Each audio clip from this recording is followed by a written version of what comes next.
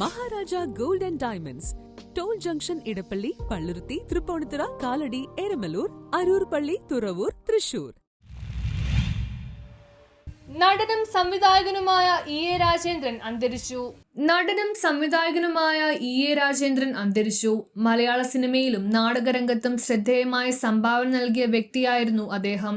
കൊല്ലം പട്ടത്താനം വസതിയിലായിരുന്നു അന്ത്യം. ദീർഘകാലമായി അസുഖബാധിതനായി ചികിത്സയിലായിരുന്നു. 60-ലധികം സിനിമകളിൽ വിവിധ വേഷങ്ങളിൽ അഭിനയിച്ച് ശ്രദ്ധ നേടിയ വ്യക്തിയായിരുന്നു E.A. രാജേന്ദ്രൻ. വില്ലൻ, സ്വഭാവ നടൻ എന്നീ നിലകളിൽ മികവ് തെളിയിച്ചിട്ടുണ്ട്.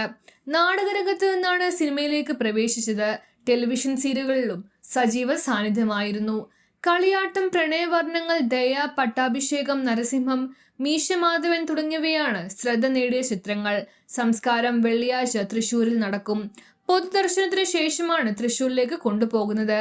മലയാള സിനിമയ്ക്കും നാടകരംഗത്തും അദ്ദേഹത്തിന്റെ വിയോഗം തീരാനഷ്ടമായി മാറിയിരിക്കുകയാണ്. പ്രശസ്ത നടനായ മുകേഷിന്റെ സഹോദരിയുടെ ഭർത്താവാണ് E.A. Rajendran. News bureau, Kochi.